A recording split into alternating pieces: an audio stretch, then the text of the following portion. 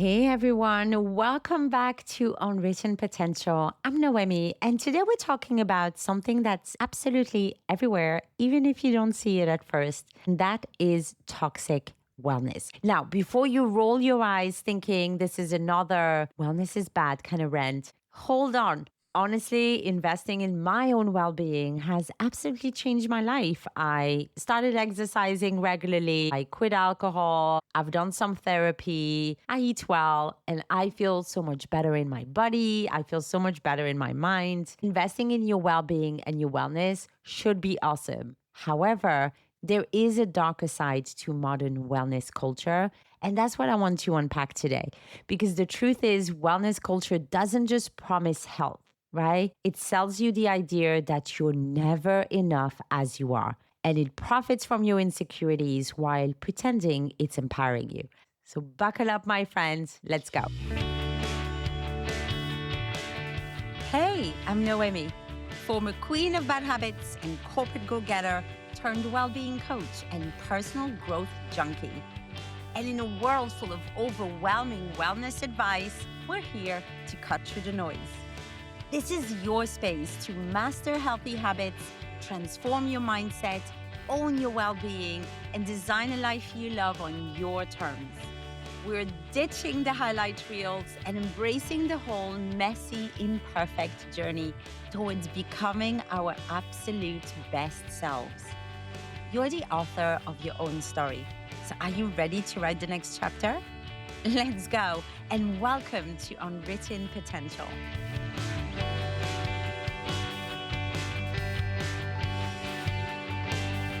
I had a lunch with a friend recently and she was like, I hate podcasts. And honestly, I kind of feel the same sometimes. I know, I appreciate the irony of me saying this while I'm recording my podcast, but I get it because it's kind of exhausting. You're on Instagram, ads, reels, YouTube, and there's always some sort of influencer telling you, transform your life in 30 days with my proven formula, or one supplement to fix all of your hormonal issues, or, oh, it's all natural and no side effects. And it's absolutely everywhere. And the wellness industry is expert at making you feel like you're missing out on the secret to a better you.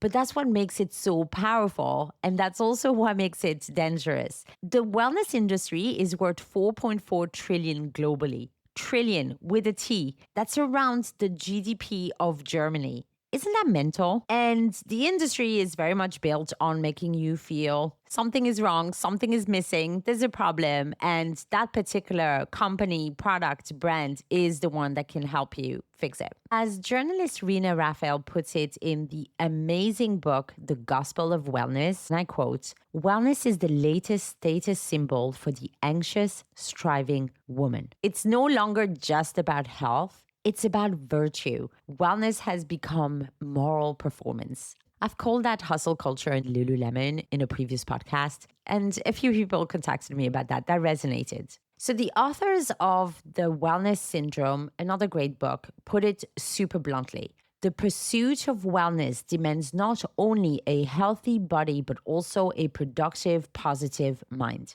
So you're not just supposed to be well, you're supposed to perform it. We're not just buying products, we're buying identity. The promise of being seen as disciplined, productive, virtuous. That's why wellness culture sells you the idea that you're failing at self-care if you're not constantly improving, optimizing, glowing. And let's be honest here, who benefits from that? There's a name for this: toxic striving. Psychologist Paula Friedman describes it as, and I quote, an obsessive blend of workaholism, diet culture, beauty standards, and people-pleasing masquerading as self-improvement. Okay, I've never felt more seen. And it starts off feeling good, right? You start a new exercise routine, you start a new fitness program or nutrition plan or whatever that might be. You start meditating. And at the beginning, you're feeling really, really good. You start seeing results. You're getting compliments. But for perfectionists, for anyone with insecurities, it ends up turning into this endless, exhausting quest for the perfect body, the perfect career, the perfect relationship, the perfect life, all while pretending it's self care. And think of that guilt you feel when you skip your morning routine, or you skip a workout, or you eat something quote unquote unclean. That guilt isn't accidental, right? It's by design. This is especially brutal for women. Women make up the vast majority of wellness consumers, about 80%. And that's not because we're gullible, but because of how the system is set up, right? Mainstream medicine has a long history of dismissing women's pain. Chronic conditions get ignored. We're told it's in our heads or it's just stress. And listen to this quote from Rena Raphael, and I quote, "If traditional medicine is the bad boyfriend who doesn't listen, wellness is the new fling that tells women exactly what they want to hear."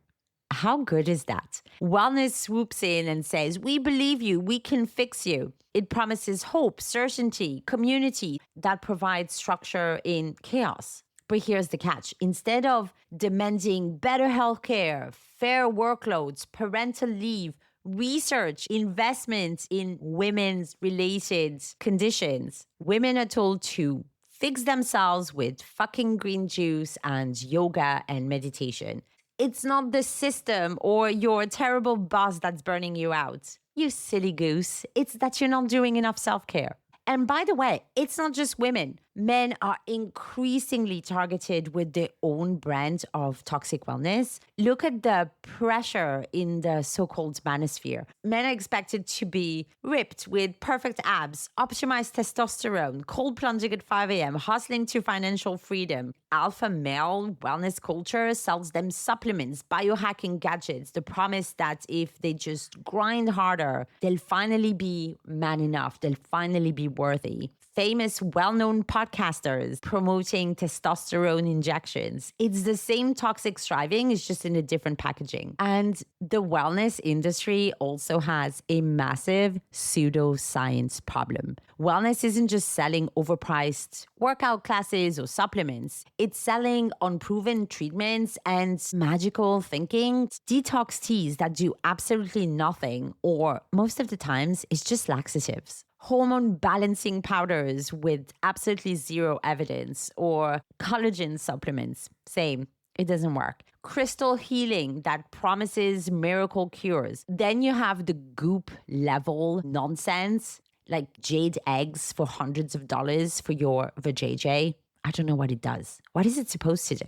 If anyone has tried it, let me know. And then the largely unregulated supplement industry, usually quite expensive. And oftentimes these supplements don't even contain what's promoted on the label, what you're actually paying for. And then social media obviously has made it worse, right? We're bombarded with this is what I eat in a day videos, perfect morning routines, influencers who seem to have it all together.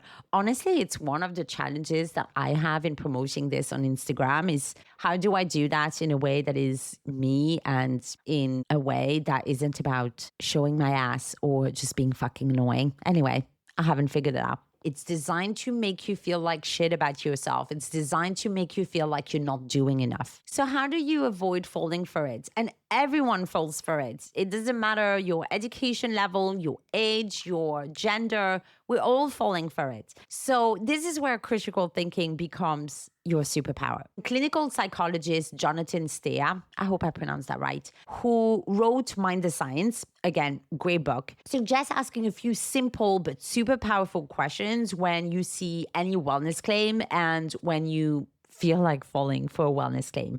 First, is there solid scientific evidence or just hype and testimonials? Second, is the person making this claim actually qualified to make those claims? Third, who profits if I buy this? And fourth, could this delay real medical care? He also points to classic red flags, like those big promises with absolutely zero nuance, or appeals to natural as automatically safe. Natural doesn't mean that it's automatically safe. Oversimplifying super complex health issues, or bullshit buzzwords like detox, which have no real meaning. So just pausing to ask these questions is a super powerful skill because it helps you make choices that actually serve you. And then based on that, if you want to buy the jade eggs, go for it, honey. Wellness culture sells hope, and smart, thoughtful people fall for it because there's truth mixed in with the bullshit. There's always a little grain of truth with the bullshit, right? Wellness culture sells hope, especially to people who've been failed by the system. So when mainstream medicine dismisses your pain, when you're told your symptoms are just stress, wellness culture swoops in and says, hey,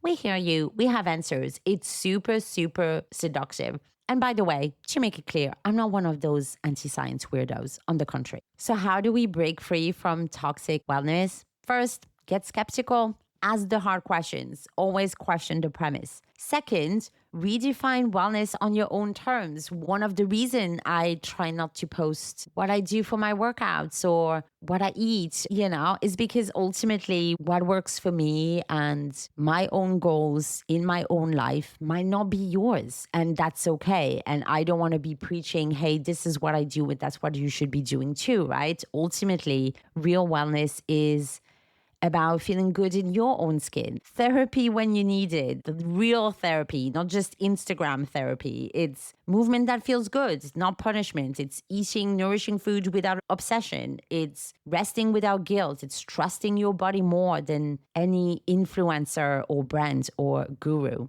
And then third, recognize the systemic side, because let's be real, you can't meditate your way out of failing healthcare system, or you can't yoga your way out of economic inequality or systemic oppression, right? We need a healthcare system that actually listens to women and research that includes female bodies. That's not the case now. We need policies that address the root cause of stress and burnout. It just needs to be inclusive. So while we push for those bigger changes, you can take back your power right now and constantly ask, who is profiting from me feeling inadequate? You're the expert on you. You get to define what wellness means for your life. You get to decide what actually feels good in your body, in your mind. True well-being isn't about perfection.